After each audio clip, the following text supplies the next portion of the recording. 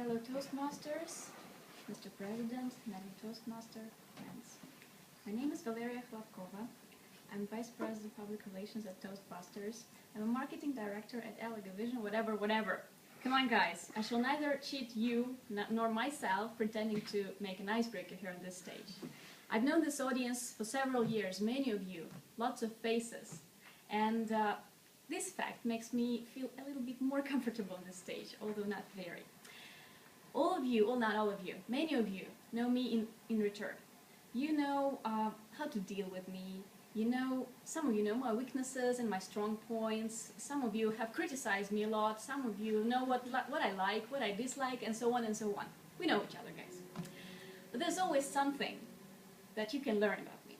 For example, did you know that I detest such a weather? When it's cold, when it's gloomy, when it's raining, especially when it's snowing, I hate winter. And I have a tradition. Every winter, there's another fact about me. I escape this gray reality of Moscow and I search for sun and heat somewhere out there. Usually I go to the south. And you guys, if you witnessed my recent project, you know that it was about the jungles of Cambodia, so you can easily guess where I go. Usually it's Southeast Asia, and this winter will not be an exception. This year I'm going there as well. Now I want to share another thing about me with you.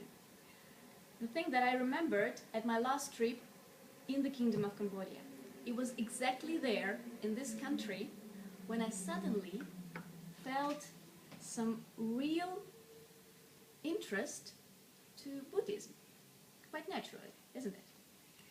So it was exactly there, in the Kingdom of Cambodia, where I thought that I should probably go deeper into this religion, get closer to it, just to see if it fits, just in case. Relax, I'm not going to talk about religion now, it's fine. It's actually, the point I'm going to make is that I believe that it is always good to know what options you guys have in front of you in this life, just in case. And this year I'm going to Myanmar, the heart of Buddhism. And since I started going deeper into this concept, into Buddhism thing, I want to share some nice stories that I came across recently, some good ones with morals. Let's listen to them. Story number 1. The priest and the goat. One day, one priest decided to sacrifice a goat. And once he put a sacrificial knife to his throat, the goat suddenly started to laugh. "What are you laughing at?" the priest asked. "Don't you understand that I'm going to kill you right now?" "I do understand," the goat said. "But I'm laughing because this is my 100th life in the body and in the mind of a goat. And the moment you kill me, I will be reborn in a human body. That's why I'm laughing." Just right after he said these words, the goat suddenly started to cry. "Why are you crying?" the priest questioned in surprise. "Oh, I cry for you," the goat answered. "I've just remembered. My 100 lives ago, just before I got reborn as a goat, I was you, the priest." My second story is about Buddha and the blind man. One day, Buddha was resting with his friends in a village, while suddenly he saw a crowd of people, countrymen, coming up to him with a problem. And one of the villagers spoke to Buddha. He said, "Buddha, do you see? This is a blind man. We have a problem with him.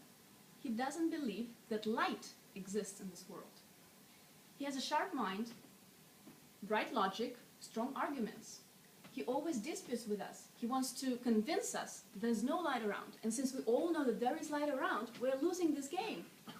We cannot prove to him that the light does exist since we cannot touch him, we cannot feel it, we cannot taste it. He's winning this game. Help us." Buddha said, "Guys, this man is right. The light truly doesn't exist in his world. But what he needs is not to dispute, but a good doctor. So Buddha asked his fellow friend, who was a good doctor, to see if he could cure him. And the doctor responded that yes, he could cure him in 6 months. He will see. But the blind man cried, "Buddha, don't go, I want to dispute with you right now." Buddha said, "No, wait."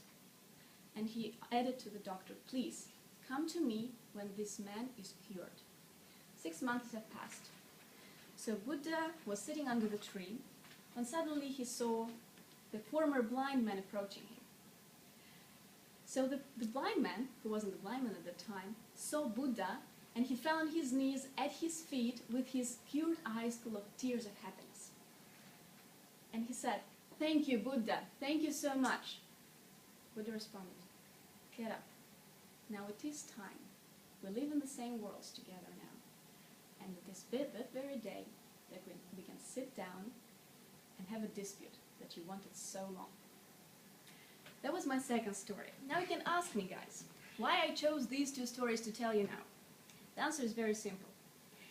These 2 stories, these 2 parables of Buddhism, reveal the most important concepts of this religion in a very easy way. The concept of regeneration and the concept of clarity of mind.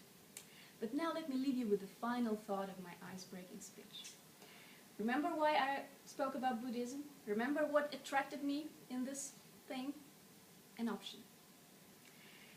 Every moral, every story that you come across has an option to interpret.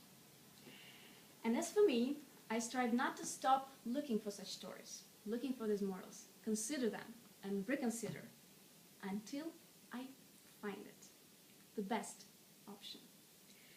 And if my search lasts forever, well, that would be a good sign, so I will regenerate. Isn't that an option?